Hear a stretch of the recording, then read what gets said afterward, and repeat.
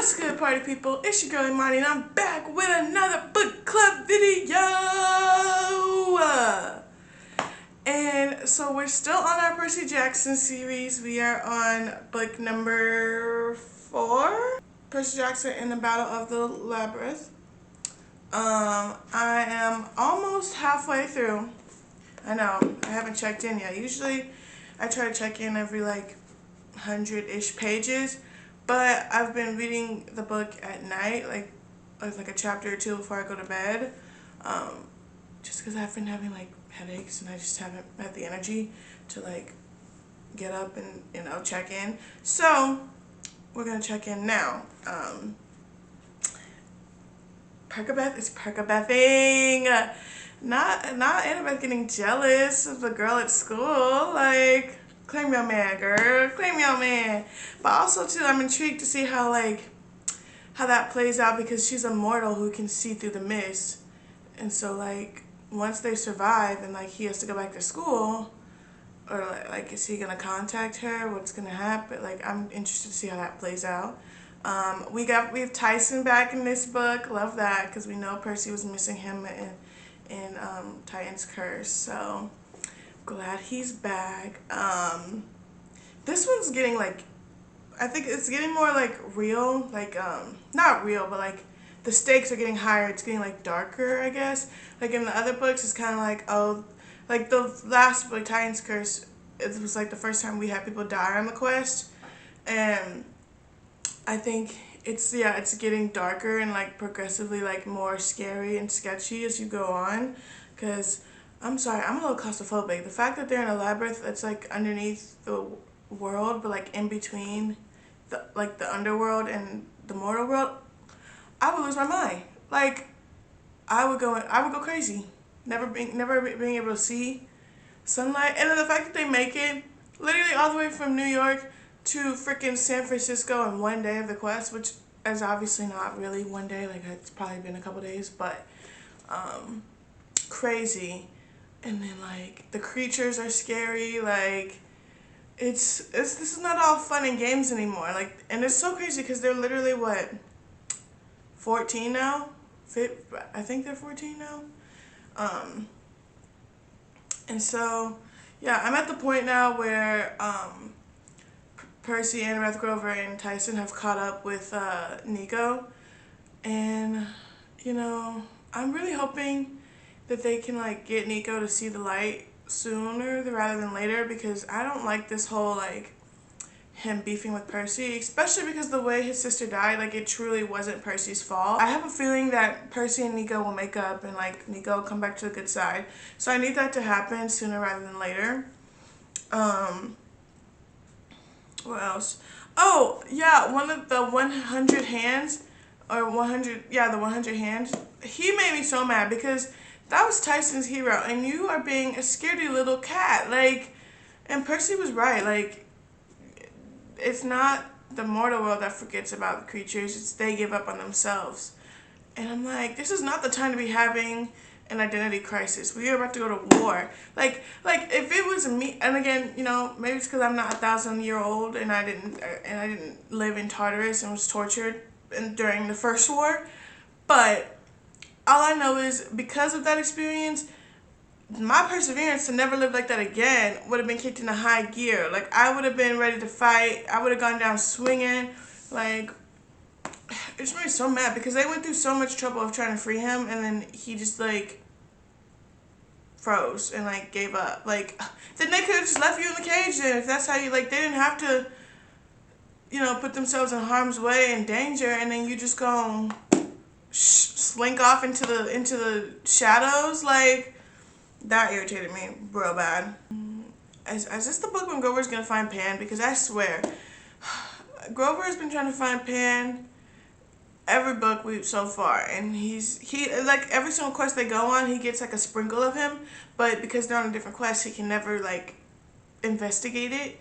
And so I'm sick of having that for him. Like, I want him to find Pam so bad, and this is the prime time, honestly, because if anything, we could use a little bit of the of Pan on our side in this war, if I'm being honest, because Kronos, he's doing his big one. I'm sorry, these creatures are scary. Luke's forces are they're getting strong. So I need them to, figure out this labyrinth quickly and timely. Because Luke does not need not one more advantage. I'm sorry. When they said there was only like 80 kids at camp, we're supposed to fight a war against Kronos with 80 half-bloods?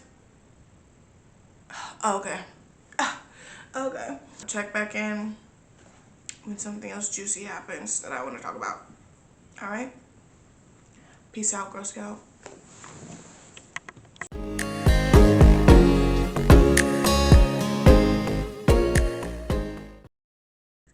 Percy Beth just had their first kiss. Not him stunned. He said he would have sat there all day if he hadn't had to fight for his life. Like, oh my gosh, he's in love. So cute. But he's getting more powerful, and I love it. I love seeing him learn more about his powers and explore them. You know, so from the last check-in, Nico summoned Bianca, and Bianca was like, yo, you gotta chill, bro. Like, their fatal flaw is not being able to forgive, like revenge, being children of Hades. She's like, you need to let this go before it consumes you. And like trying to explain to him that like he's not mad at Percy, he's mad at his sister because his sister chose to be a huntress, and that decision went on a quest, and in that quest she died and left him. So it's like all her decisions have left him alone, and so he's angry at her, not at Percy. And so I think, yeah, he's a little salty that like she's been summoning her for months and she hasn't responded, but when he summons her with Percy, she comes. I think that kind of made him mad, but I think eventually he's starting to heal and see the bigger picture. I think this time he's gonna spend at the ranch and like take some time to think, and he'll be able to work through his feelings and stuff. So I think we're on the up and up with Nico, so that's good. But yeah, again, back to Percy's powers, like cleaning out the horse stables with like not having any water around, or not being able to use the river. But yeah, just seeing him use his powers differently, because at this point he's always he needs a source of water to be able to like expand it or control it or whatever. But this is at the ranch, the first time where he kind of like makes water out of nowhere, essentially. And so to see him again do it in the volcano to like an even greater scale, I like that we're seeing his powers grow and develop, and like he's impressing himself. But yeah, we are over. Well, yeah, we are over the halfway point now. This is all we have left. So yeah, I'll check in with y'all later. Peace out, Girl Scout.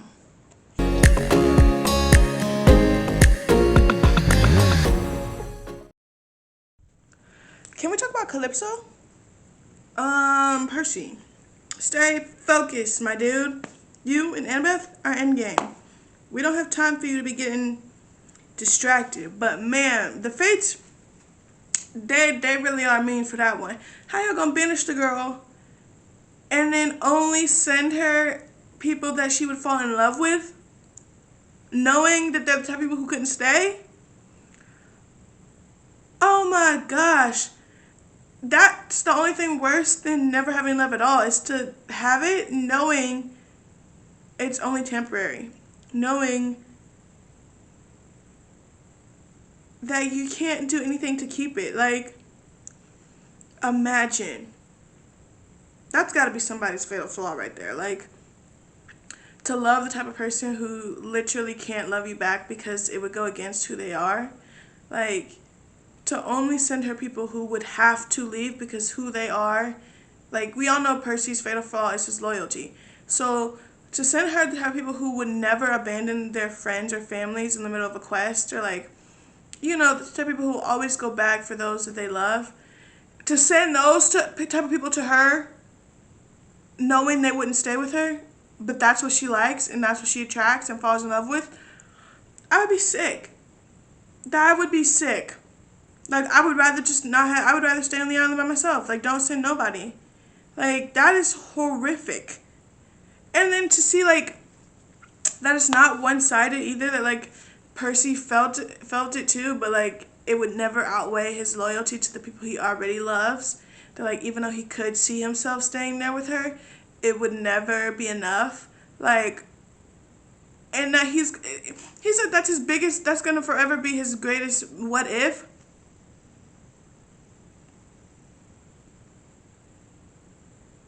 And then to find out he was gone for 2 weeks. He was with that lady for 2 weeks. It made it seem like it was like 3 days. 2 weeks? Oh my gosh. I know why Annabeth's mad. Because you mean tell me I thought you were dead this whole time? Lo and behold, they sent you over there with... oh my gosh. And then especially after we kissed, like, they just had their first kiss. And then he disappears for 2 weeks and she thought he was dead? Whew. Woo, woo. This is a lot of emotion for some 14, 15-year-olds to be feeling. I'm just saying. This is a lot. I guess they're 14 because they're freshmen in high school. But this is a lot. Whew.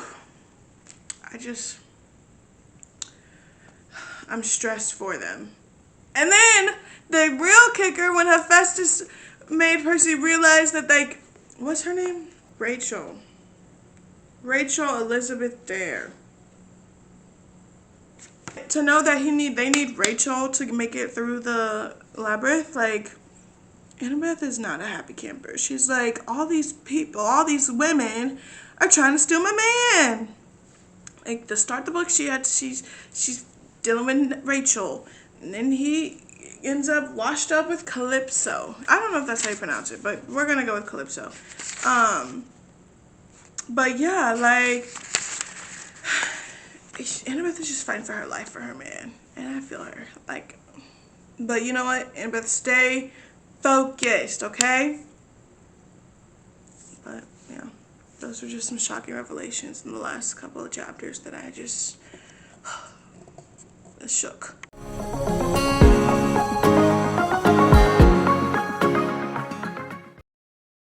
Okay, guys, so I have finished the book, and here are my final thoughts. So, man, the battle at Camp Half-Blood was intense. I didn't know if they were gonna make it through or not, honestly, like, whoo. But it was cool to see, like, all the camp, like, kids come together and, like, to see them all using their powers and stuff, like Nico summoning the skeletons to fight the Drachnae was cool. Seeing Grover using the cry of panic and sending them all back into the labyrinth. Seeing the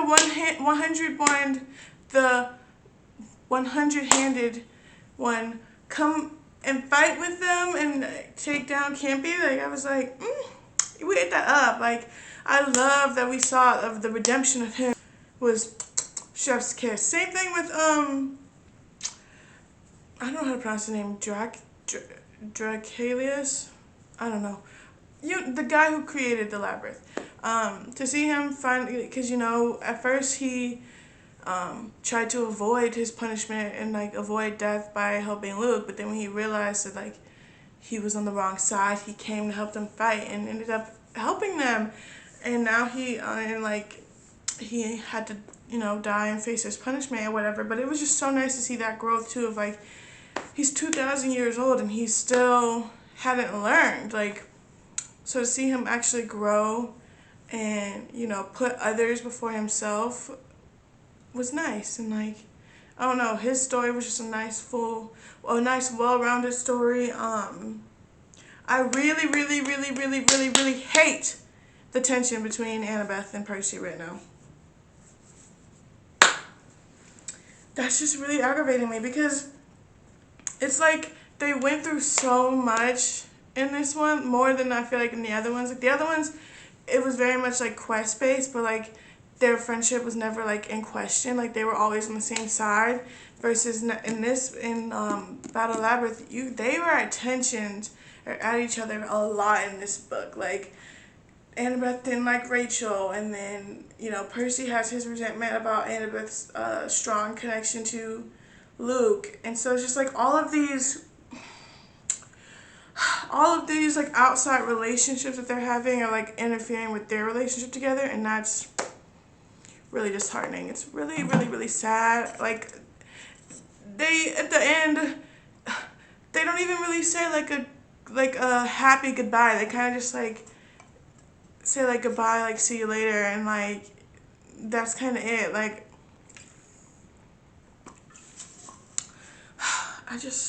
I don't like them being at odds. I need them to fix that quick, fast, and in a hurry. And also, I don't like the Clover Council or whatever that the satyrs have.